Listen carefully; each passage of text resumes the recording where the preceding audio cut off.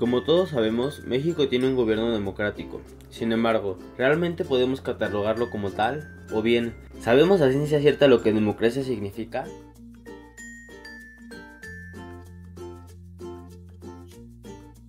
Para poder entender el término en contexto nacional, es necesario conocer, de manera breve, los antecedentes. Tomando como referencia lo aprendido durante el curso de retos de México actual, sabemos que después de la Revolución, México surge con un gobierno democrático. Contrario al oficial, en aquel entonces, el medio más común para llegar al poder era el golpe de Estado. Como casi todos los que querían llegar al puesto ejecutivo habían participado activamente en la revolución, se sentían con derecho a gobernar. Con el fin de evitar levantamientos armados, en 1929 se crea el Partido de Estado con el nombre de Partido Nacional Revolucionario. Se dice que había democracia, sin embargo, este partido era siempre el triunfador. Había otros partidos de oposición menores, que eran creados por el mismo Estado como una cortina para legitimar al ganador, previamente elegido, bajo el discurso de que había sido el más votado y por tanto el preferido del pueblo. El PNR no fue más que una forma de juntar a todos los exrevolucionarios que querían llegar al poder con el fin de mantener la paz. De aquí en adelante, si querías llegar al poder, solo tenías que ser elegido como el futuro candidato al partido.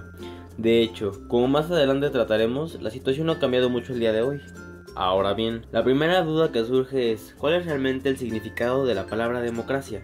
Así que antes de seguir, dejemos en claro cuál es el ideal de esta forma de gobierno. Según la Real Academia Española, podemos definirla como una doctrina política según la cual la soberanía reside en el pueblo que ejerce el poder directamente o por medio de representantes. La democracia es una forma de organización social que atribuye la titularidad del poder al conjunto de la sociedad. Sin embargo, para que el pueblo ejerza verdaderamente este poder que se le ha otorgado, es necesario que los ciudadanos tomen parte en las cuestiones públicas o que son del interés de todos, ya que la participación permite que las opiniones de cada uno de los integrantes de una nación sean escuchadas.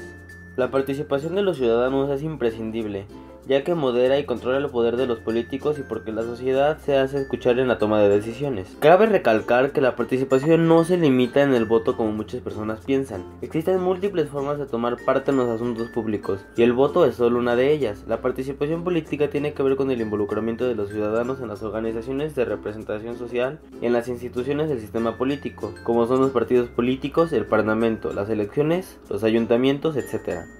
El problema es que aunque las reglas de democracia y participación ciudadana indican que es el pueblo quien toma las decisiones y vigila que se haga correctamente el trabajo de nuestros funcionarios, evitando así los intereses personales y la corrupción, la realidad es totalmente diferente. A lo que en México llamamos democracia es elegir solo alguno de nuestros representantes para la toma de decisiones. Sin embargo, como veremos a continuación, las acciones de los gobernantes y las elecciones están lejos de ser transparentes o siquiera del conocimiento del pueblo. Es bien sabido que nuestro gobierno utiliza formas ilícitas de manipular los resultados de las elecciones sin que sea entre comillas notorio. Vamos a hablar de ellas.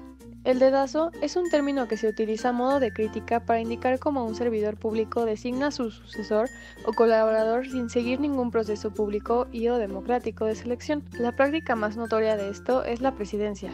El presidente en sesión elige a su sucesor y a partir de ello es casi imposible que alguien más obtenga el puesto gracias a la ayuda de las televisoras y de los siguientes métodos que mencionaremos. Operación Tamal. Esta práctica consta de interrumpir a los ciudadanos el día de la votación para darles alimentos o algún servicio, a fin de que terminando voten por el candidato que generosamente les dio de comer. Operación Carrusel. Una práctica un tanto más compleja, ya que implica un movimiento más rápido y precavido. El método consiste en un primer votante que deja hojas blancas en las urnas y se lleva las boletas. Las llena según el partido indicado, se dan a otros votantes y estos mismos tienen que regresar sus boletas vacías para formar una cadena de boletas a favor del partido.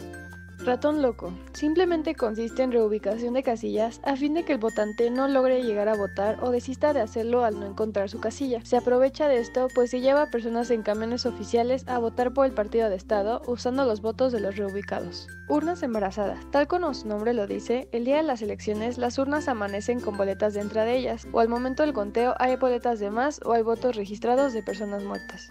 Coacción de voto. Esta es probablemente la más fácil y al mismo tiempo peligrosa de todas. Los partidos políticos ofrecen regalos y favores a cambio del voto de una zona en particular. Generalmente, estos casos se perciben en las zonas rurales, ya que se hacen promesas de mejora para las tierras o de ampliamiento de oportunidades. Sin embargo, dichas promesas casi nunca se cumplen.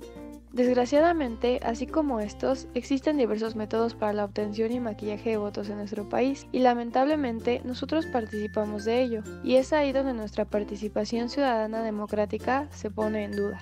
Si bien existe el Instituto Nacional de Transparencia, Acceso a la Información y Protección de Datos Personales, INAI, cuya función es que los ciudadanos tengan acceso a información pública, ya sea de las elecciones o del gobierno, es ineficiente, pues en la mayoría de los casos la información es ocultada o alterada.